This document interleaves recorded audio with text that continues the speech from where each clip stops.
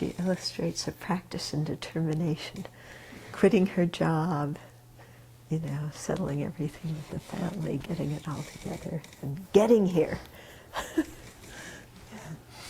Okay, so we're on verse 1. By the power of our having made offerings and respectful requests to you, holy and venerable gurus, supreme field of positive potential, inspire us, protectors and root of well-being and bliss, to come under your joyful care. So this is the meditation on relying on a spiritual mentor. We're going to be having a retreat the weekend after this one on this topic, and so we'll be going into it in more depth at that point. But here, there's many points to cover, but one is the importance, when we're serious about practicing the path, of having a spiritual mentor, or more than one spiritual mentor.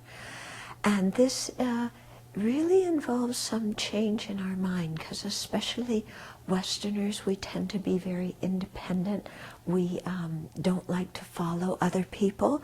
We like to be able to hear a bunch of ideas and then pick and match, like with clothes.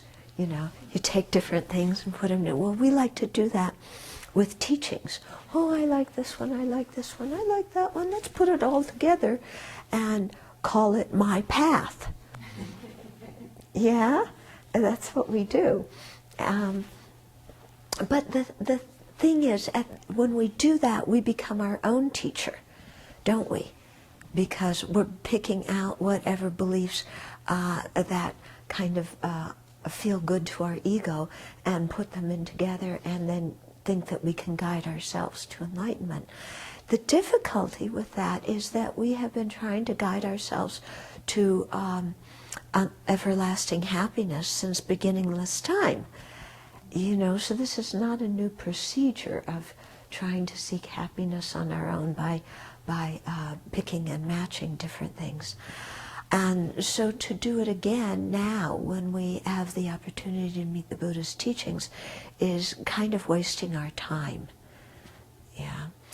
So then we often go from that to, well, are you telling me that I have to take Buddhism hook, line, and sinker with this catechism with all these different things that I don't know that I really believe in? No, we're not saying that either. Okay? It's a process of hearing the teachings, thinking about them as you understand them, putting them into practice. Okay? But also with an attitude of humility, recognizing that we are not capable of leading ourselves on the path because we are drowning in samsara. And if you're drowning, you need a lifeguard who isn't drowning, to help you get out. And so this affects our very independent mind a little bit, thinking that we have to rely on others and so on. And like I said, it doesn't mean we have to buy into some catechism. Even the Buddha was quite against that.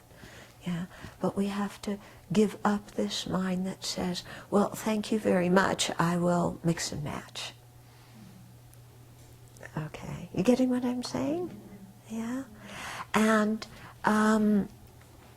so following a teacher, enables us to learn, but also depending on how we want to establish the relationship with the teacher, how close we want to be, how much hands-on training we want, then we establish the relationship a bit differently.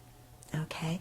When we want a lot of hands-on training, then we tend to be with a teacher in a smaller group who will correct us and point things out to us, and so on. When we're more interested in just learning the Dharma and the great texts, then we might go to a large class where the teacher doesn't know us so much personally. They may give us Dharma advice as a group, but they're not going to point things out to us specifically.